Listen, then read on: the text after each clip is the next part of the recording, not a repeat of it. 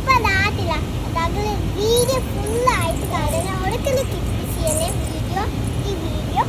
okay അതങ്ങനെ പാർക്കൊക്കെ